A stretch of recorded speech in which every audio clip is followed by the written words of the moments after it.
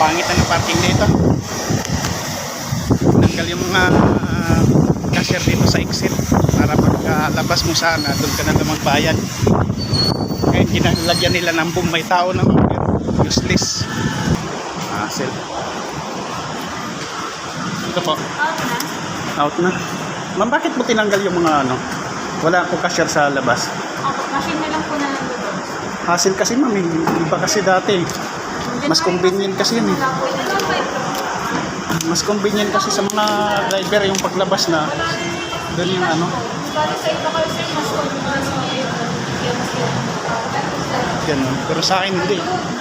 Thank you. Wala. Yun o. Pangit.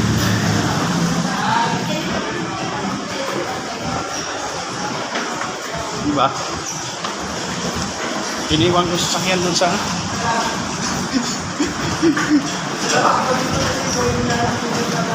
andun.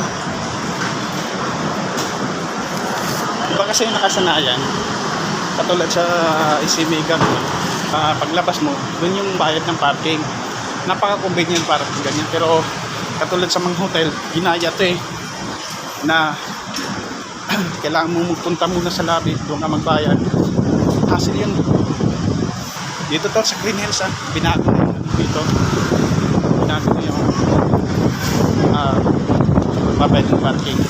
Kailangan pumunta na lobby bayad. Oh, tenis lang, tagalan tayo dito.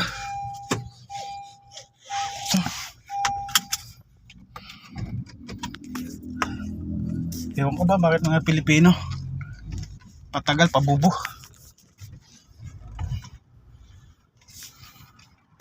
Diba? High-tech yung pabubo.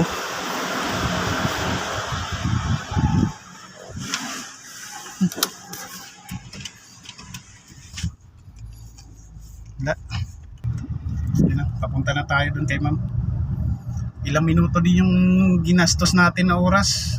Minuto para magbayad lang ng parking. Dito yan sa sa Green Hills Arcade. Tinanong ko yung cashier doon. Sabi ko bakit tinanggal yung mga cashier sa exit. Mas convenient daw yung nang ganon, yung ganito. Convenient.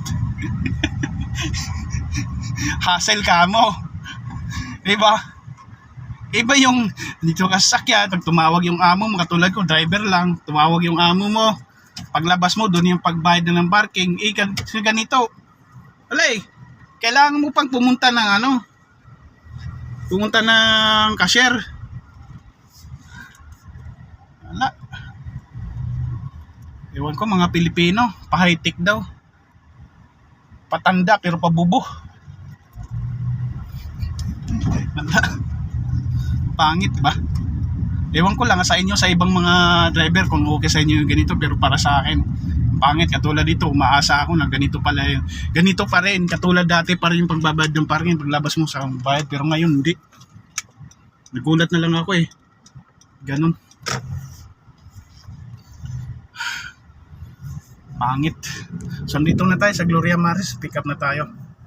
Dito lang muna. Ayun lang, masama yung loob ko. Bye bye.